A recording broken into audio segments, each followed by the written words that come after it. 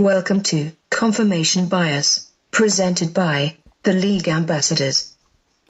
I'm Ambassador Kenny Ken, and Chef Curry has a new playing partner in his esports quest, and that's my confirmation bias. I'm Ambassador Dad, and if I was LeBron James, when I got in the locker room, this is what I would play. Hey, fuck you, man! Who put this thing together? Me! That's who! Who do I trust? Me! And that's my confirmation bias. What the fuck? I'm Redo, and every job has one. That guy who he comes to work every day, but the boss don't trust him to do anything important, so that means everybody else got to do a little bit more work. That's me, bitches. And that's my confirmation bias. And I'm Ambassador Chef Curry. If Tandy Newton is considered a real human being in Westworld, then the people who play esports should be considered real athletes too. And that's my confirmation bias. That's a no.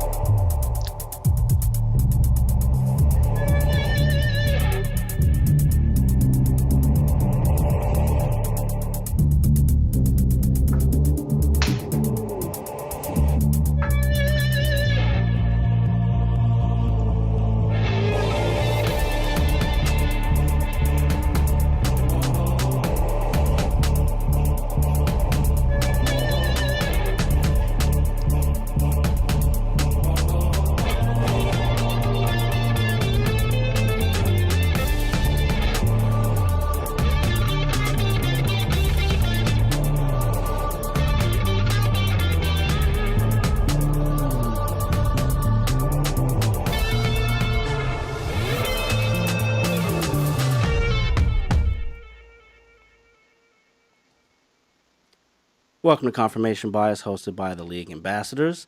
As a reminder, please check us out across all social media platforms on our handle at TheLeagueAM, as well as our website, theleagueam.com. Shout out to CJ, where you can find all of our content, as well as our flagship podcast, 32 Kings Road, our diplomatic community blog spot where you, the fan, can drop your bars and spit your hot fire as it pertains to the world of sports.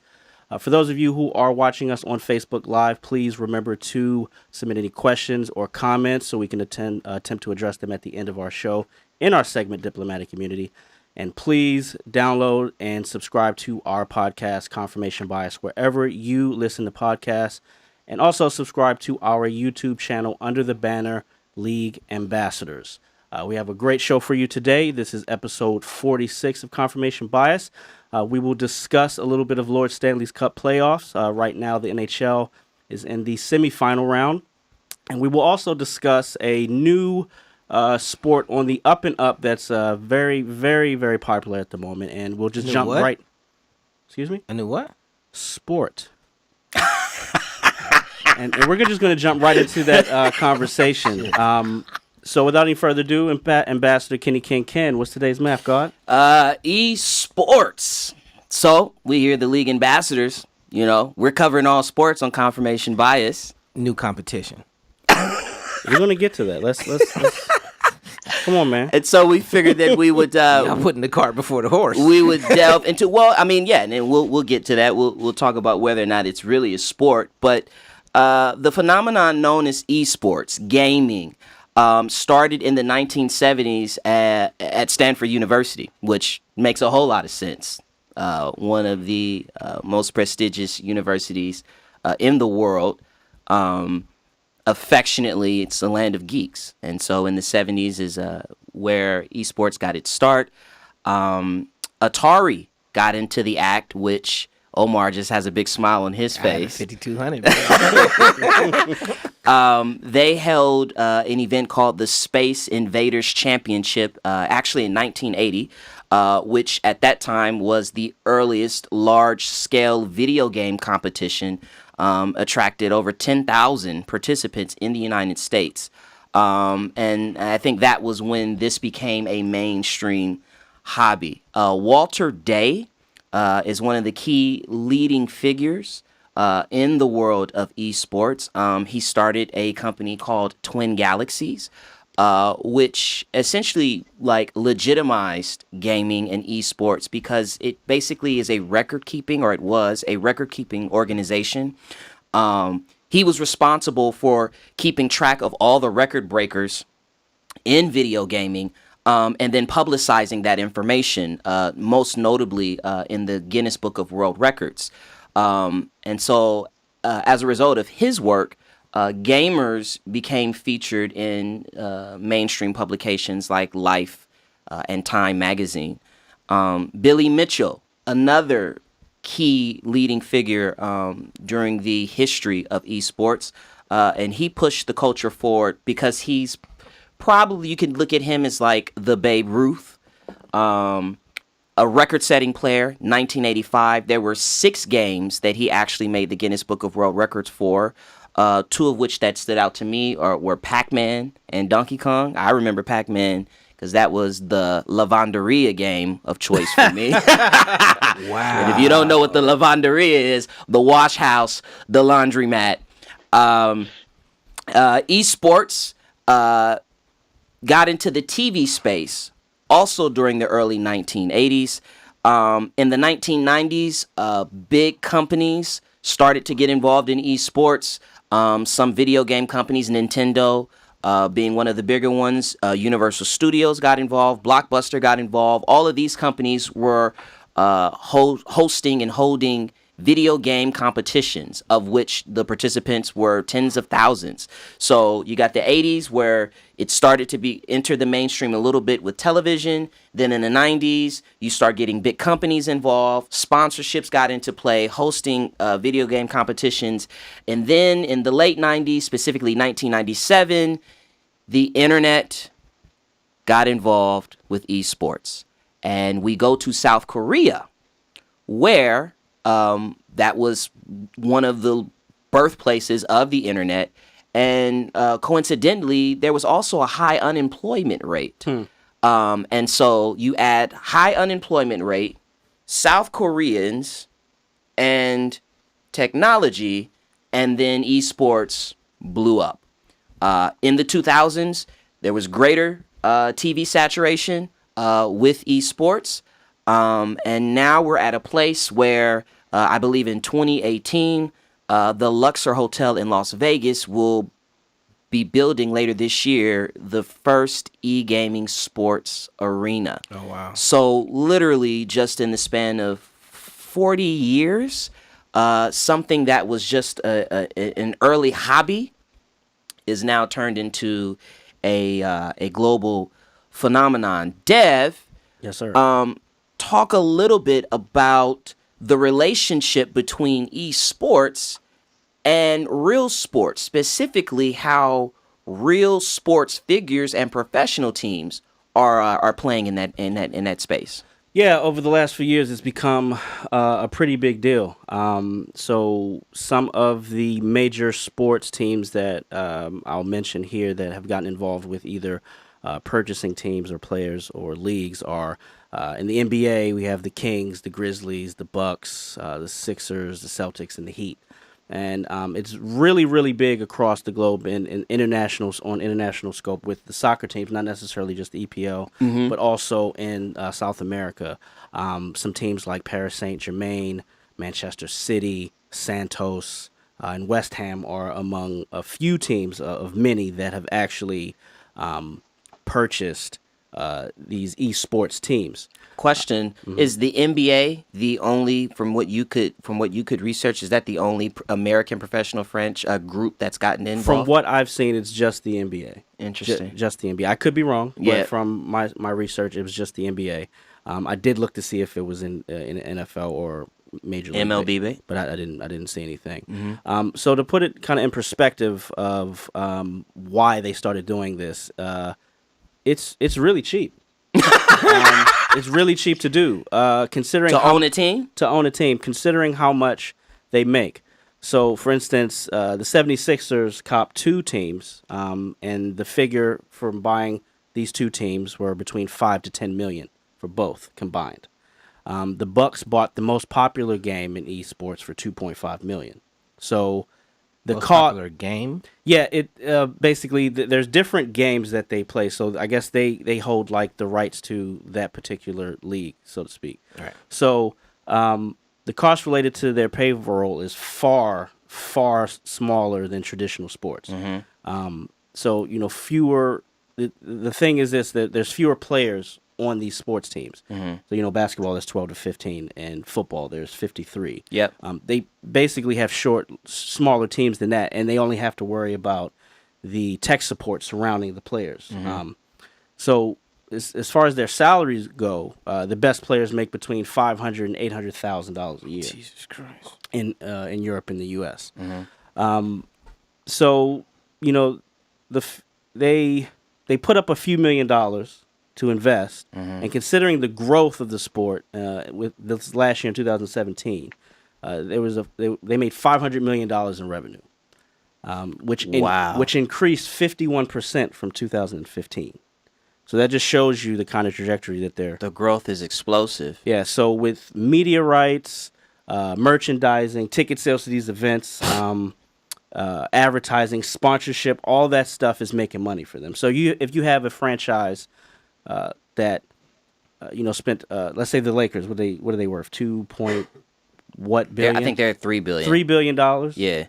And you can purchase a team for $2 million or $5 million, and turn around and make $500 million. Right. Yeah. So do the math. So those are just the teams that are involved, but there are actually players that have gotten involved as well, whether it's in a player capacity or in an ownership role. So some of the athletes that are currently owners or within this realm, Roger Saffold, a starting O-lineman from the Rams, he owns a team. He claims it to be the best team in the Call of Duty World League, which is the first-person shooter game Kevin plays. With his partner. Hey, Ken, every real dude need a Mac Mittens.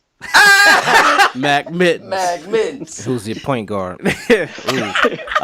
Rick Fox, he owns a team that focuses I remember that on a game called League of Legends. Mark Cuban, of course. Now he's invested entirely like in the sport, not necessarily owning a team, but he's heavy into betting.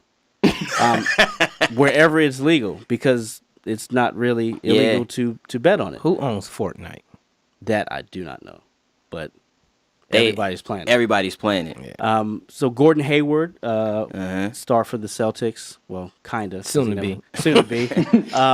He's an avid gamer, and he's openly discussed trying to partner with esports. Shaq, A-Rod, Jimmy Rollins, they all invested with the Kings ownership to own their NRG esports team. So they've all gotten in. That's a pretty big one, too. Yeah. Yeah. And players like Marshawn, Russell Okun, Mighty Mouse from the UFC, Jeremy Lin, and even Kobe's getting in on the mix. So athletes are getting involved. They see that it's growing. I mean, 51% growth. I mean, you really can't beat that. It makes sense, too, because... And again, we'll get into whether it's a sport or not, but athletes can identify, I'm sure, with the competitive aspect, certain elements of it. And again, that ROI, I mean, $5 million, for some players, that's okay. So I'm just going to take my first year's salary of my contract. That means return on investment. Yeah. Thank you, guys. Thank you, accountant. You threw it out there like everybody just know that shit. They should. But I mean, even there was an interview with the Roger Saffold guy. Like, he said that he's been playing video games his entire life, so like he loves the competitive aspect of it, like we said. But like playing in the NFL, coming home and not necessarily getting in and just putting your name to it, but actually getting down into the bare bones of owning the team because of the competitive nature of it. So a lot, I can see many more athletes, especially the younger generation. Yeah. I mean, Shaq is of the older generation, but he's a big kid. But right. Like, the Lonzo Balls of the world and all those guys, I can see them moving forward. Making their money work for them. Yeah, especially in the NFL where you don't have anything guaranteed. That's right. So I can see it really taking off there. Kev? Well, taking off is exactly what it's done. The one thing that stuck out to me was the number 71 million, which is the number of people who watched competitive gaming in 2013, which is more than the entire population of the UK, I think, and twice the population in Canada. But then you look at numbers today, the audience of esports in 2017 is 335 million. Wow. Which is more than every single person in the United States. Well, that's here legally. That we've counted for. Right, that we've accounted for. But that's just astonishing that you could imagine every person in this country. You look at that scale is within that audience now. And one company that I looked at. Sorry, go ahead. Was one company that I looked at is a startup out of San Francisco called Skills. Skills with a Z. It's a gaming platform that connects, I think it's like 12 million players from like 3,000 different gaming studios. And their top 10 esport athletes won $2.7 million worth of prizes in 2017. This is just one platform. The top player ended up coming home with $420,000. Placing her as one of the top athletes in the world. And from Skills, 7 of their top 10 scoring athletes are indeed women, which was mind-blowing for me. Say that again? We know 7 out of the 10 top athletes at Skills are women. Why? Why is that surprising to you? Because you would think that, thumbs are thumbs, homie. No, I agree, but just a bias of people playing sports and gaming, you would just think that it would be dominated by men, and it isn't. Thumbs are thumbs. We got 3 sisters, none of them played. You're gonna none at all. If I would have asked you who 7 of the top 10 were, you would not say women. His whole. You're falling into the trap, Kevin. No, he was killing me though. He kept saying athletes. Come on, son. Competitors. Let's keep it 100. But so in terms of forecasting, so esports, they're expected to bring in $900 million in revenue in 2018. And within the next, 2 years, they expect by 2020, they expect to become between 1.5 billion and 2.5 billion dollars in revenue. There's money in esports. They know. Let me tell you something. I have been to 2 malls in the last 2 months, and they each had a esports store where that they were both getting built, where it's just a store where there's leather couches and seats and a bunch of big screens just for gaming. And gaming or watching games? Like watching other people play? You can watch, but it's for people gaming. Because see, that's the thing that is still like, and I've had conversations with different individuals who are into that. The thing that's crazy to me is that I get playing because there's a prize that can come out of that, but people are watching this stuff. Yeah, you said the audience is 330 million? So 35 million. And what's even more impressive is how much is being invested in now. I mean, this past Friday, Harrisburg University had a varsity esports program with 35 players tried out. And these are people from not only the United States, but from countries like Canada, Croatia, Poland, with the chance to win a full scholarship to the school. The NCAA Mafia is going to be all over that. All over the esports? All over it. Telling you. And Kenyon mentioned earlier, though, about how popular it is overseas. Something that I thought was interesting, countries like China and some parts of Asia are basically like what the states of Florida and Texas are for NFL scouts. Like they go over there to get the best of the best recruits to play and watch and program this type of stuff. It's amazing. My 11-year-old nephew no longer watches TV. He watches YouTube videos of Fortnite. Yeah. All day. What? Yes. Yeah. Well, kids in general watch other kids have fun now anyway on YouTube. But it's been big for a while where people would get on the internet and watch, not necessarily first to see, okay, how can I get past this part of the game? Like for walkthroughs. And then they started just watching people compete.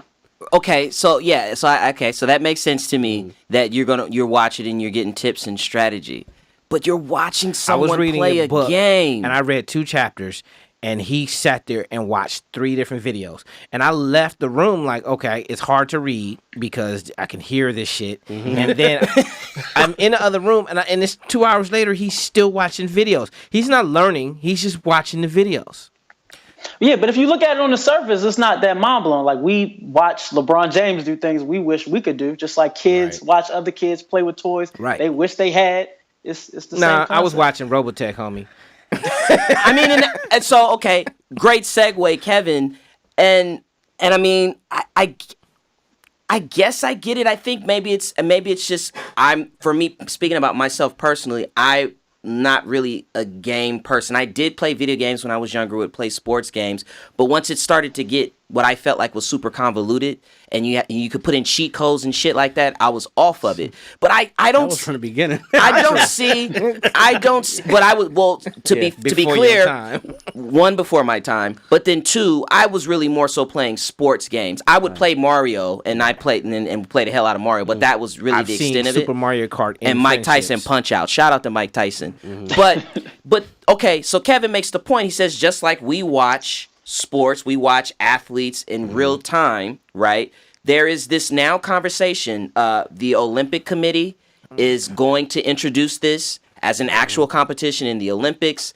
You talk to avid gamers and also some of these same investors. Rick Fox, I remember very clearly saying, not only is e-gaming going to be big, but this is the future of sports. When you talk about things like player safety in the NFL, the question that I have for you guys, Kevin, I'll come back to you. Is this a sport, Kevin?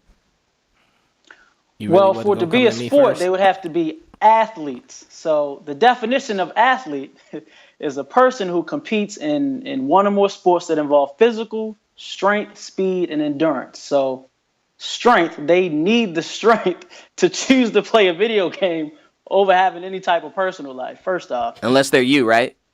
Unless they're me. Speed, they have the speed, their thumbs have to be the fastest you've ever seen. They have to have the fastest internet in the neighborhood to keep something like this going. And endurance, how long can you endure the fact that you're probably gonna die a virgin if you live this life? So with those three things combined, and as much money as they putting into this, whether you like it or not, this is a sport. Omar. Don't fall for the banana in the tailpipe, dog. Come on, son. Come on. This you say your original definition of an athlete again, Kevin. A person who competes in one or more sports that involve physical strength, speed, or endurance. That is not a sport. This is on par with.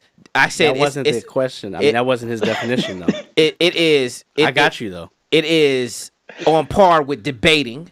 Uh-huh. It is on par with chess matches. Uh-huh. There is no physical exertion. Have you seen the chairs they sit in? They more comfortable than any chair you ever sat in. What about their hands, though? Oh my God. So what? What about their hands? Cheerleading is more of a sport than this. Cheerleading is a sport. Cheerleading is a sport. So here's the definition of sport, which I think what you were going for. Yeah. An activity involving physical exertion and skill in which an individual or team competes against another or others for entertainment. So that convolutes the entire conversation. No, they are highly competitive. Yes, you can be a competitor without it being a And sport. clearly it's entertaining because, again, the audience is how many, Kevin? 335 million. Avengers was entertaining. Don't make it a sport. Here's the thing, you're not competing watching Avengers. And like If for you me, sweat and cried at the end of Avengers, it's hey, a don't sport. say shit. I haven't seen anything. Spoiler alert, shut up. So He said sweat and cry. Hey, Kev. So here's the thing. For me, I'm one of those people that would put a sport like golf more as an art form because of how nuanced it is.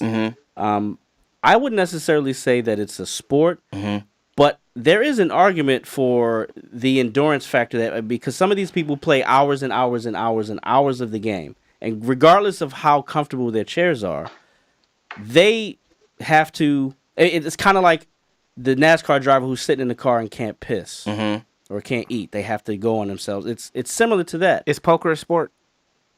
No. It's a competition. They go call it hours a and sport? hours and hours and hours. It is a competition. It's ESPN. not a sport. Okay, so does the sport have doctors? Levi Harrison, Google him. He's an esports doctor. Are there performance-enhancing drugs? Adderall. Yeah. Check. That a bitch. Professional. Wi-Fi. Hey, professional. That means college is a sport. Hey, they have professional nutritionists, psychologists, trainers, the same medical staff that pro athletes receive when you talked about professional team. They have all of that. They have access to all that. I mean, I don't. It's hard for me to say it, but I think it's a sport. It's not a sport, and you don't. You don't think so. You know how lying. many bags of Funyuns they gotta go through in one game? That's hard, man.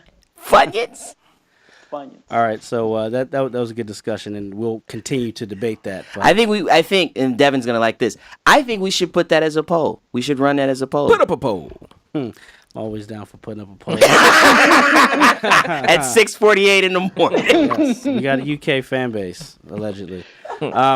So let's move on to our hottest topic, Mike. Hey, I see y'all tomorrow. So let's get into the NHL playoffs. As I mentioned, we're in the semifinals, semifinal round. So there's 4 series remaining.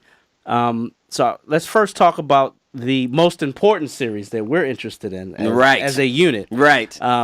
Which is the Golden Knights of Las Vegas versus San Jose Sharks. That series right now is currently tied at 2. And the thing that I've seen with this series is that... Is it tied at 2 or is it 2-1? It's 2-2. It's 2-2. It's 2-2? It's Okay. 2-2. Game 5 is tomorrow. Okay. Yes, very important Game 5 in Vegas. Shout out to Perm. Teams have alternated blowout wins and overtime wins. Yeah. So we said a while back that this series will come down to the goalie play, and they've been damn near identical. Yeah. Giving up a lot of goals, though, not the sort of defense. Well, both ways, like I said, is they alternated blowouts. They both had a blowout. They both won by 1 in OT. Yeah, but they scored 25 goals all in the entire series. 2-4-3 games, and then 7-0, and then 4-0. Yeah. Yeah, I mean, it's a very competitive series, very entertaining series. I still think Vegas has the edge ever so slightly because aside from the game last night, they've played well enough to win in 3 out of the 4 games. That's their first game they played poorly in the playoffs. Yeah. We also said that that the Knights' depth and speed wouldn't be a major advantage like it was against the Kings. And it's resulted in a tie series. Yeah. And they brought Marc-Andre Fleury back down to life. He looked very human last night. Yeah. He's looked But I know one. He's looked human in the last 3 games. What were you going to say? Yeah, one thing. I hope the Sharks realize that they fucking up a good thing right now. If you let me. Do it for the culture. Do it take for this the L. culture. Vegas needs it. And we will be shouting out to Perm soon. Right. Stay posted, Perm. So the other series in the West, it's the Jets versus the Predators, and the Jets are up 2-1. And I must say, and I hit you guys in our group chat. Lit. Game 2 on Saturday was one of the best hockey games I had seen in a long time. Well, anytime you can say catfish and beer, and catfish beer bong in the same sentence. Didn't you see the old lineman? The old lineman Yeah, for that's Tennessee what- Titans. They was drinking beer out of a catfish. Yeah, that's what Yeah. they do. That's their thing. It's There. insane. Yeah, that is insane. So the Predators came out and gross. scored right away. I think like in the first 34 seconds, and they had lost game 1, and then the Jets scored like 5 minutes later, but like back to back, and then they were neck and neck the whole game.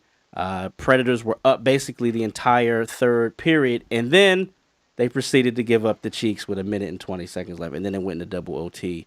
I mean, the Predators, they don't look like the same team they were last year. Exactly. A theme in this series has been that Nashville is giving up leads. Last night, they were up 3-0 in the first period, and they end up losing.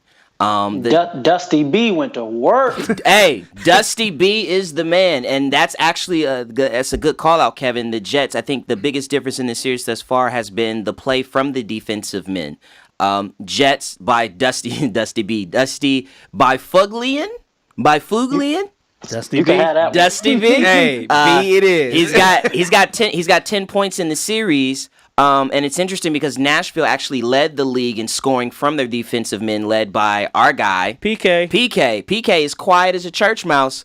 So I think Nashville might be in some trouble. They actually. also have given up 15 goals in 3 games. Yeah, So there's that. they're trending in the wrong direction. Yeah, and the Jets were riding a 13-game winning streak at home, and they're down 1-0 to the Predators now. So that It's momentum is swinging. Well, anything can happen. Taking it back east, a series that we've talked about that seems to happen every year on this show. Kevin's Washington Capitals.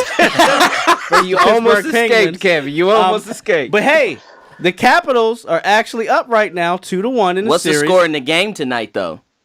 Do they play tonight or tomorrow? They're playing tonight. The Penguins won 3-1. The series is tied. The series is tied. Okay. So Penguins won game 1, and then DC won the last 2 games.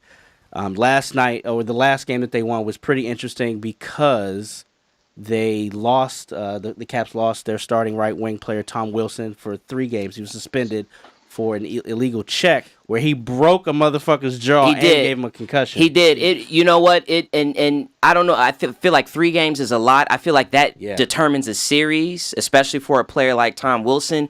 But the hit was foul. Vicious. It was vicious. He came up. He led with the shoulder, which is fine, and that's what the coach kept saying. He was like, he led with his shoulder. He did lead with his shoulder, but he sized him up and came up and caught him all jaw. All jaw. It was nasty. It was dirty. It was a nasty. Yeah, and I think after what we've seen early in the playoffs, we talked about a couple shows ago about how physical it's been. I think NHL was trying to make a point by making that punishment extremely severe, and it might hurt the Caps, man. Especially giving up the lead in the series tonight. Well, they also have a rookie that's filling his shoes who's only played 3 games for them all season. I mean, he's also the fastest skater they have, but it's playoff time. It's tight booty cheek time, and we know the Penguins got the Caps number on speed dial. So the Caps were undefeated on the road this year until tonight, because tonight was in Pittsburgh, right? Yes, I believe so. Okay, yeah. so they finally took that L. Did you have anything else to add on your team, Kev? The Caps? They're Caps not and the my Wizards. team. They're the closest hockey team to me, but if they don't get it done this year, it's never going to happen. Nah, not never. And lastly, in the playoffs, we have the Tampa Bay Lightning versus the Boston Bruins. Tampa Bay was the number 1 team in the East this year. They're up 2-1 in the series, I believe, or at least before the show. They are 2-1. Okay. So they lost game 1 because they basically had the best matchup of the playoffs, and they steamrolled through that series. And then they're playing the Bruins, who went through a grueling 7-game series, so they got caught slipping game 1. And now they've righted the ship. They're scoring goals. Steven Stamkos, who is their leading scorer, scored his first goal last night. Actually, second goal in 8 playoff games. Also, Boston has some injuries. Brad Marchand and Jake DeBrusk are both questionable for Game 4. I picked Tampa Bay to make it to the finals, and I've seen nothing to change that. They are the highest scoring team in hockey. They're the highest scoring team left in the playoffs. So they get past the Penguins. Man, y'all sound like y'all really know about hockey. We do. And it's amazing how Mike Devin closed the show Mike before had that Omar blows the shot up spot. the whole time. Mike had that 4 shot up the whole time like he needed to. Well, Kev, before we get out of here, do we have anything in diplomatic immunity? We do. We have a personal challenge for you. Slug said you still can't beat him in RBI 4. Wow. And, question for everybody around the table: if you could get paid to play one video game for the rest of your life, what would it be? Me personally, Sonic the Hedgehog. Street Fighter 2, Chung Lee, baby. Yay. Ryu, get All day. Madden 96. Madden 05. And tell Slug we can make that happen when he come out here soon. All right, so I guess that's a good place to land. Yeah, it absolutely is. Yeah. It absolutely is. Thank you for joining us on Confirmation Bias. Again, that was episode 46. Please follow us across social media on our handle at The League AM. The website again, theleagueam.com. I got it this time. Boom. And please liking is cool, but we really want you motherfuckers to share, because sharing is caring. And please let us know if your bias was confirmed. Run a poll. See you next week. Because you bring the ball up the court, don't make you a point guard. Shouldn't have gave it to her.